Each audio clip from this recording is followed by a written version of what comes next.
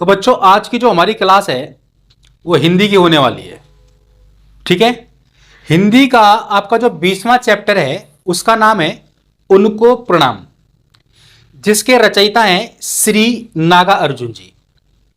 मैं आपको पढ़ाते समय हर बार बताता हूं कि जितनी भी कविताएं आप पढ़ते हैं उस कविता के नाम के साथ साथ आप उसके कवि का भी नाम याद रखें, क्योंकि कभी कभी क्या होता है जो एमसीक्यू टाइप क्वेश्चंस पूछे जाते हैं उसमें ऐसा क्वेश्चन पूछ लिया जाता है जिसमें कवि का नाम आपको बताना होता है, या कभी कभी एक नंबर में भी क्वेश्चन पूछ लिया जाता है ना, कि भाई इस कविता के कवि का नाम क्या है। तो आपका जो ये क्वेश्चन यहां बोर्ड पे नजर आ रहा है आपको, ये एक पंक्ति है, ठीक है, 20वें चैप्टर से, और ये एक ऐसी पंक्ति मैंने यहां पर लिखी है जो आपके एग्जाम के पॉइंट ऑफ व्यू से बहुत ज्यादा इंपॉर्टेंट है। इस चैप्टर से हर बार, चाहे वो आपका सितंबर अक्टूबर का सेशन हो, चाहे वो आपका मार्च अप्रैल का सेशन हो, हर बार इस चैप्टर से पूछा ही जाता है। इतना ज्यादा इंपॉर्टेंट चैप्टर है आपका ये। अब इस चैप्टर के अंदर भी जो आपका ये पहला जो पैराग्राफ है, यानी कि इसको पद कहेंगे, पंक्तियां कहेंगे, जो फर्स्ट आपका जो पद है ये इतना ज़्यादा इंपॉर्टेंट है कि पिछले अभी तक जितने भी एग्जाम हुए हैं आप लोगों के, चाहे वो 2020 में हुए हो, 19 में, 18 में, 17 में, ठीक है ना, उसमें कई बार ये वाला क्वेश्चन रिपीट हुआ है। तो फिर से हम इस क्वेश्चन को समझने की कोशिश करेंगे। ठीक है। यहां लिखा हुआ है निम्नलिखित काव्यांश की सप्रसंग व्याख्या कीजिए। अब जब भी हम काव्यांश की सप्रसंग व्याख्या करते हैं तो इसमें आपको 3 चीजें लिखनी होती है। सबसे पहली चीज आपको लिखनी होती है प्रसंग। अब प्रसंग के अंदर आप क्या लिखेंगे? लिखेंगे कि प्रस्तुत पंक्तियां, यहां पर जो भी कविता दी हुई है आप इसको लिखेंगे कि प्रस्तुत पंक्तियां, या फिर आप लिखेंगे प्रस्तुत कविता कवि नागा अर्जुन जी द्वारा रचित उनको प्रणाम नामक पाठ से ली गई हैं।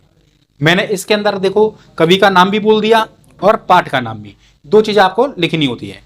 अगर ये जिस भी चैप्टर से आपकी यहां पर कविता दी जाती है उस चैप्टर का नाम और उस चैप्टर को लिखा किसने है, यानी कि उस कविता को लिखा किसने, उस कवि का नाम आपको प्रसंग के अंदर लिखना होता है। तो प्रसंग में क्या लिखा जाएगा कि प्रस्तुत कविता या प्रस्तुत पंक्तियां कवि नागा अर्जुन जी द्वारा रचित उनको प्रणाम नामक पाठ से ली गई हैं। उसके बाद फिर आपको दूसरा स्टेप क्या करना है, उसकी व्याख्या लिखनी होती है। प्रसंग लिख दिया, अब उसके बाद लिखेंगे व्याख्या। तो व्याख्या में क्या करना है? व्याख्या में आपको जो भी यहां पंक्तियां दी गई हैं इसका हिंदी अनुवाद करना है। अब उस हिंदी अनुवाद को कैसे करना है इसका अर्थ मैं आपको समझा देता हूं, अच्छे से ध्यान देना। कि लिखा है जो नहीं हो सके पूर्ण काम मैं उनको करता हूं प्रणाम। तो कवि नागा अर्जुन जी कहते हैं वे लोग जिन्होंने अपने लक्ष्य को प्राप्त करने के लिए बहुत ज्यादा संघर्ष किया और अपने लक्ष्य को प्राप्त करने में सफल हो गए, ऐसे लोगों को दुनिया ने प्रणाम किया है। दुनिया ऐसे लोगों के सामने नतमस्तक हुई है। लेकिन उन वीरों का क्या, जिन्होंने अपने लक्ष्य को प्राप्त करने के लिए कठोर संघर्ष किया लेकिन किसी कारणवश वह अपने लक्ष्य को प्राप्त नहीं कर पाए। क्या ऐसे वीरों को प्रणाम नहीं करना चाहिए? क्या ऐसे वीरों को प्रणाम नहीं करना चाहिए? कभी कहता है कि मैं ऐसे वीरों का प्रणाम करता हूं कि जिन्होंने अपना लक्ष्य प्राप्त करने के लिए निरंतर कठोर संघर्ष किया लेकिन किसी कारणवश वह अपने लक्ष्य को प्राप्त नहीं कर पाए।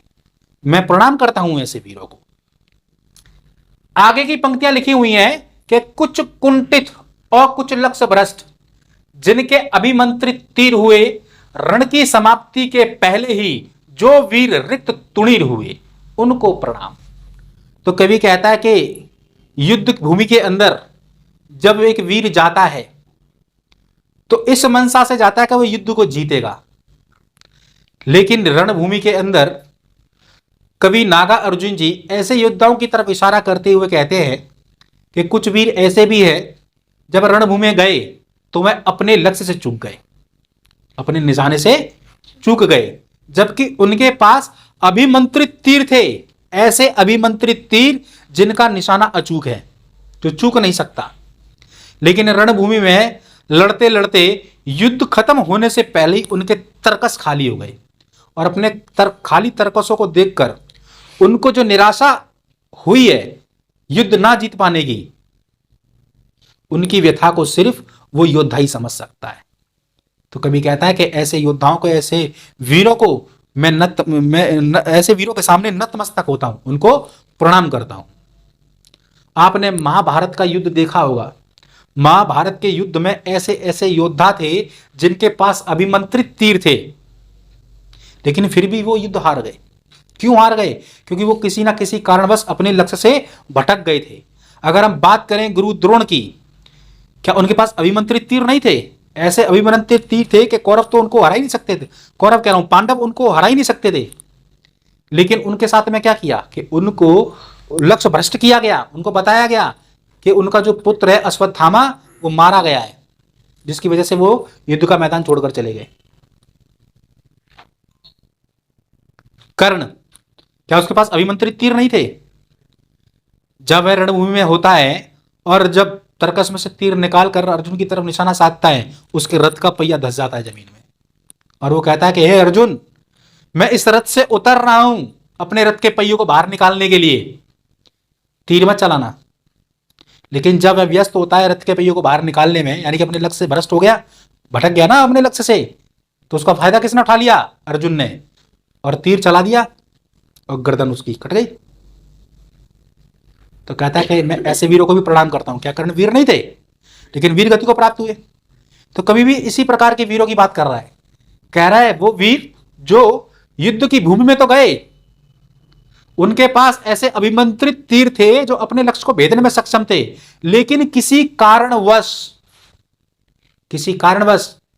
वे अपने लक्ष्य से भटक गए और युद्ध में सफल नहीं हो पाए। युद्ध खत्म होने से पहले ही उनके तरकस खाली हो गए, और अपने खाली तरकसों को देखकर जो निराशा उन वीरों को हुई, उस व्यथा को सिर्फ वही समझ सकते हैं। ऐसे वीरों को मैं प्रणाम करता हूं, ऐसे वीरों के आगे मैं नतमस्तक होता हूं। इस तरीके से आप इन पंक्तियों का हिंदी अनुवाद कर देना। इसके बाद आपको तीसरी चीज लिखनी होती है, टिप्पणी या विशेष जिसको कहते हैं। उसमें आप लिखेंगे कि कविता किसने लिखी हुई है ना। कवि यहां पर ऐसे वीरों को प्रणाम करने की बात कह रहा है जो किसी कारण अपने लक्ष्य को प्राप्त नहीं कर पाए। ठीक है, जो कविता है वो किसके ऊपर लिखी हुई है ना, इसमें अलंकार कैसे हैं, ये सब बातें आपको विशेष के अंदर लिखनी होती है।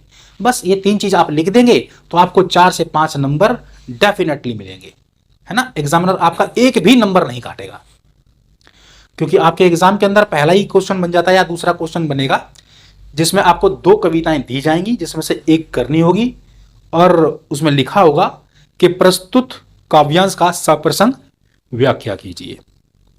आशा करता हूं आप लोगों को अच्छे से समझ में आ गया होगा। ठीक है।